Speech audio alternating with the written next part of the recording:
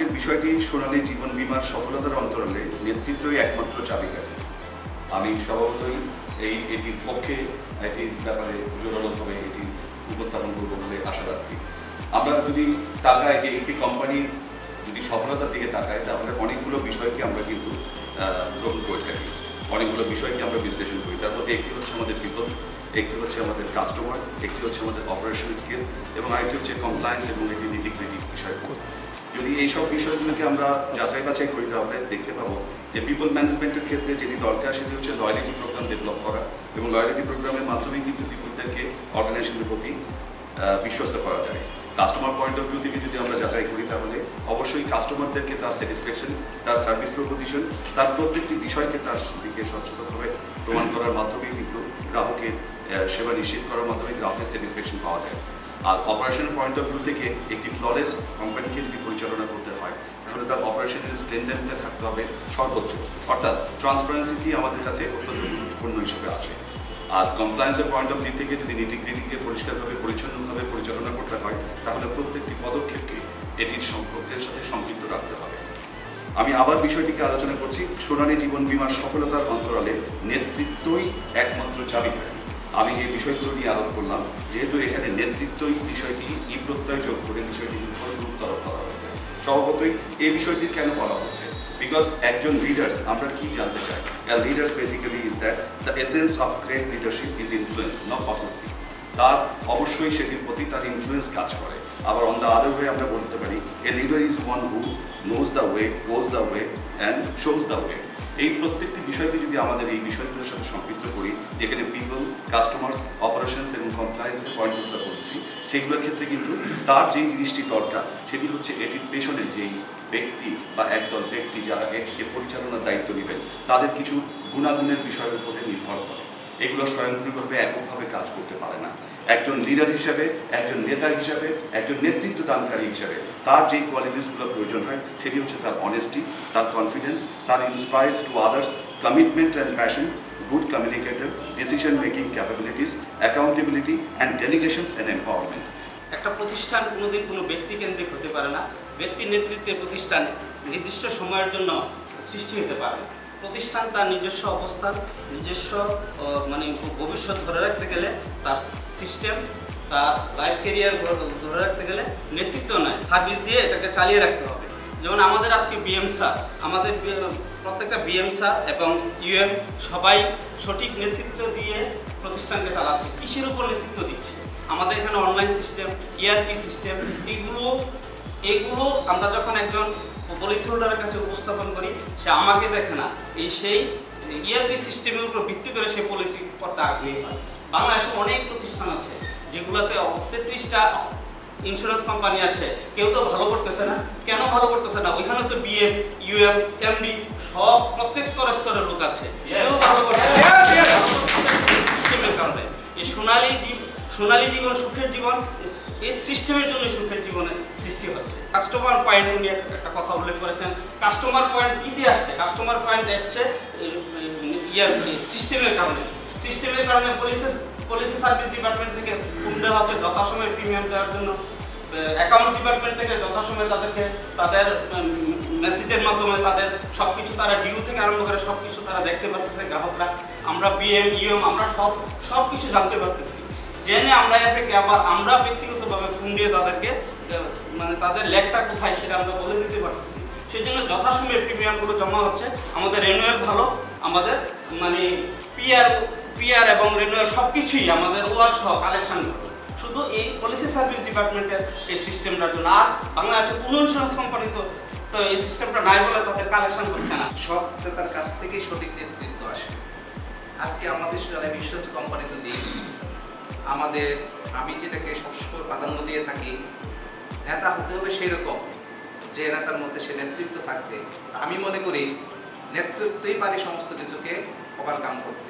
যেমন আমাদের মধ্যে আমি মনে করি আধুনিক ইন্স্যুরেন্স জগতের জনক যদি বলা হয় বাংলাদেশের প্রেক্ষাপটে, আমি বলবো গোলাম মোস্তফা কুদ্দুস স্যারকে।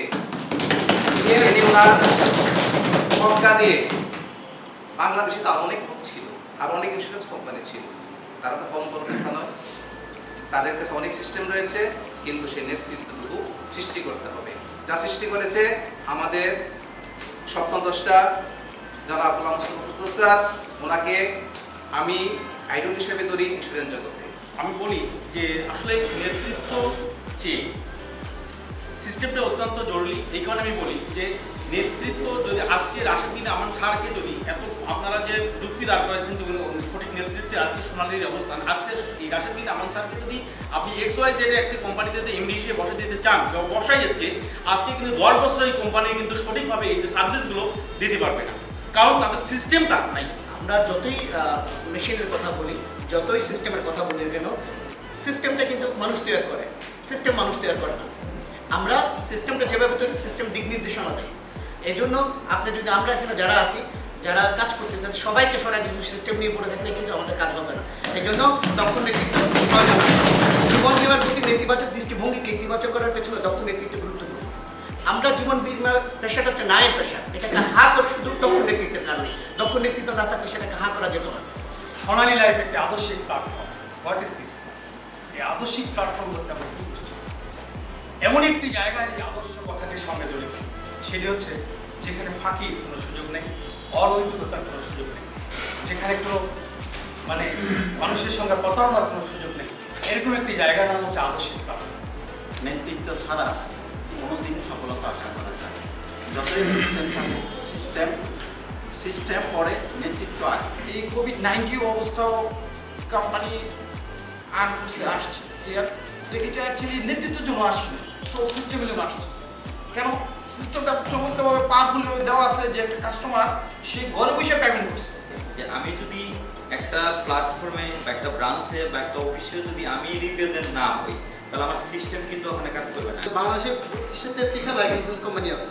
যদি আমাদের নেতৃত্ব যদি অন্য একটা কোম্পানিতে থাকতো, আমরা কিন্তু এই সিস্টেম না হলে কিন্তু ওই কোম্পানিটাকে আমাদের নেতা বলে আমরা বুঝতে পারতাম না। আজকে আমরা যে গ্রাহকের কাছে যাচ্ছি, গ্রাহকের যাই সিস্টেমটা দেখাচ্ছি। নেতৃত্বের কারণে আজকে সোনালী লাইফ এগিয়ে যাচ্ছে।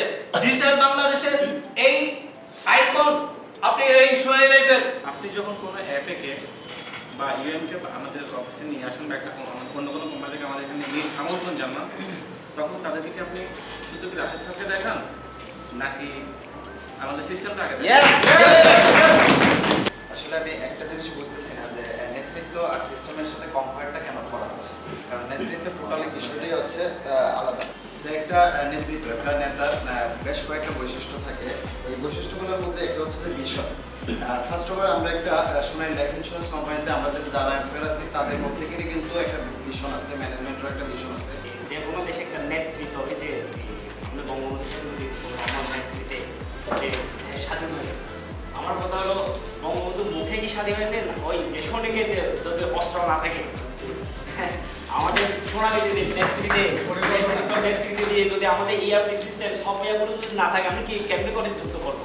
আমরা মাঠ পর্যায়ে কাজ করি, নেতৃত্ব দিতে না পারলে এই কাজের কোনো মানে হবে না, যতই সিস্টেম থাকুক আর না থাকুক। চরিত্র তৈরি হয় তার লেনদেন, মুআমালাত, ব্যবহার, এ সকল কিছুর মাধ্যমেই তার চরিত্র তৈরি হয়।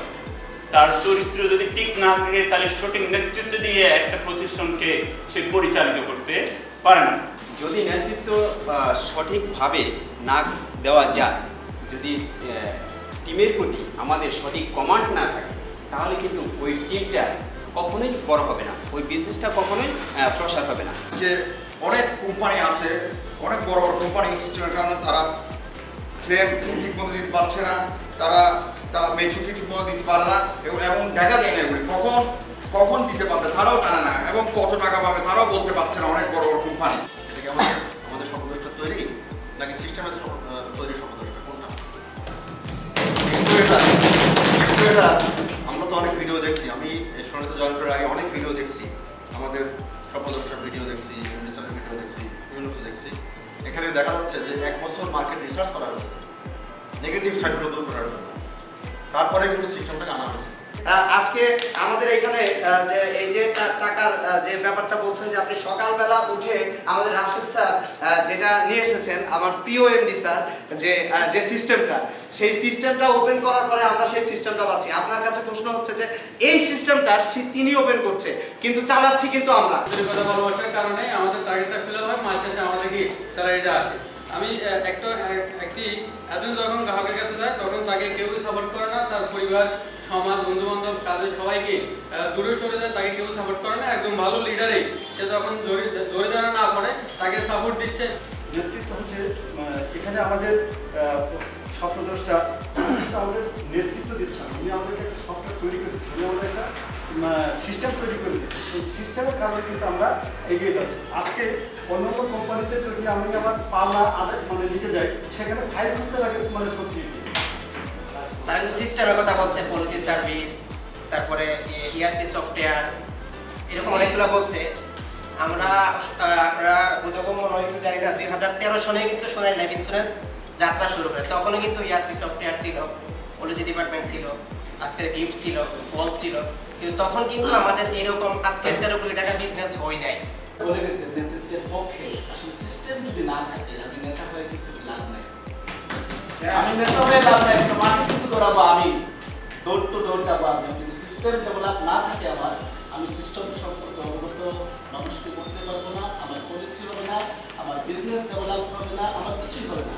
লকডাউনের সময় আমাদের রিনিউয়াল গিফট বন্ধ ছিল, সিস্টেম কিন্তু স্যার করে রাখছে কি 13তম ইনস্টলমেন্টের পরে আমার গ্রাহক রিনিউয়াল গিফট পাবে। ঠিক আছে, সিস্টেম কিন্তু স্যারের করাই, কিন্তু যখন গিফট আসলো না ফিল্ডে, সেখানে আমরা আমাদের যোগ্যতা এবং যোগ্য নেতৃত্বের কারণে তাদের মোটিভেট করে আমরা বুঝিয়ে দিলাম কি আমাদের সিস্টেম আছে, সব আছে, বাট জিনিসগুলো গভর্নমেন্টের কিছু বাধ্যবাধকতার কারণে চীন থেকে আসতে পারতেছে না। রিজনটা হচ্ছে যে সেখানে আমি ইন্স্যুরেন্স সেল করতে কিছু প্রতিবন্ধকতা ছিল আমার। আমি যদি একটা ক্লায়েন্টকে যদি আমরা এখানে অনেকে ম্যাটলাইফে ছিলেন, যদি আমার সাথে একমত হন, সেখানে আমরা স্টেটমেন্ট দিতে গেলে আমরা কাউন্টারগুলো হই, আমার অনেক সময় শুধু একটা মাত্রা আমার অনেক সময় অপচয় হতো, কান্দিরে তারা হতো, অনেক সময় অপচয় হতো, আমার অনেক কিছু অপচয় হতো, অর্থ অপচয় হতো, অনেক কিছু অপচয় হতো। আমি এখানে সিস্টেমের কারণে এটা সহজে পাচ্ছি। ইন্টেলেকচুয়াল ট্যালেন্ট একটা আজকে এখানে প্রেজেন্ট করা হলো এবং এত সুন্দর ইন্টেলেকচুয়াল আপনার টপিক ছিল। একদিকে হচ্ছে লিডারশিপ, আরেকদিকে হচ্ছে system. Now this is like our brain. আমাদের ব্রেইনটাও কিন্তু দুই ভাগে ভাগ করা, একটা হচ্ছে ক্রিয়েটিভ, একটা হচ্ছে analytical. System is analytical and leadership is very passionate, very creative. তো এখানের মতো চুজ করার মতো তো কিছু নাই। এটা কেউ যারা লিডারশিপ নিয়ে বলছেন তারাও কিন্তু বলতে পারবে না যে সিস্টেম ছাড়া কোনো কিছু হবে, এবং যারা সিস্টেম নিয়ে বলছেন তারাও কিন্তু লিডারশিপ ছাড়া it is not viable. This goes hand in hand. I think আপনি এটাকে খুব ক্রিয়েটিভভাবে আপনাদের থেকে এই জিনিসগুলো জানার চেষ্টা করেছেন। আপনারা শুধু রাশি সাহেবের কথা লিডার বলছেন কেন? আপনারা এফএরা কি লিডার না? আপনার ইউএমরা কি লিডার না? আপনার বিএমরা কি লিডার না? তার মিড লেভেলে যারা নাকি আপনাদেরকে সুপারভাইজ করছে তারা কি লিডার না? তারপরে সে রাশি সাহেব, তারপরে কি বোর্ড আপনাদের লিডার না? তার উপরে যদি আমি যাই, আপনার রেগুলেটর কি আপনার লিডার না? আপনি যদি সঠিক রেগুলেটর না থাকে, আজকে আমরা কিছুদিন আগেও জানতাম এই ইন্ডাস্ট্রিতে লেয়ার ছিল 13 থেকে 14টা, একটা কোম্পানি 13-14টা লেয়ার দিয়ে কাজ করে গেছে। ঠিক আছে, ইন বিটুইন দেখা যাবে আপনি 7 থেকে 8টা লেয়ার এক্সিস্টেন্সই নেন। কি আপনারা তো সবাই জানেন, আমার চেয়ে ভালো জানেন, তাদের এক্সিস্টেন্সই ছিল না, এটা কমিশন ভাগাভাগি হতো। বাট যখন নাকি রেগুলেটর, ভালো রেগুলেটর আসতো, এটা কিন্তু চেঞ্জ হয়ে গেছে। তারা কিন্তু ওই জায়গা থেকে চলে আসছে। আপনার কোম্পানিতে এখন কয়টা ইউএম, ইউএম, বিএম, হয়তো সুপারভাইজারি লেভেল 3টা আছে, কিন্তু এর আগে কিন্তু আরেকটু বেশি ছিল, কিন্তু সেগুলো নাই, এগুলো কিন্তু বাদ দেওয়া হচ্ছে। সবার মনের অভিব্যক্তি আপনারা খুব খোলাখুলিভাবে আপনারা প্রকাশ করেছেন। এইটুকুর জন্য আমি অত্যন্ত স্যাটিসফাইড যে আপনারা নিঃসন্দেহে একটা পরিবেশ আপনারা পাইছেন পক্ষে বিপক্ষে বলার, এবং এটা খুব অন্তর থেকে আমরা এটা ওয়েলকাম করি যে আপনাদের এই মন মানসিকতা সবসময় থাকবে। কিন্তু কোনো অবস্থাতেই এটাকে আপনি যে কোনো কথা খারাপ যে কোনো কিছু আপনি you have every freedom to express.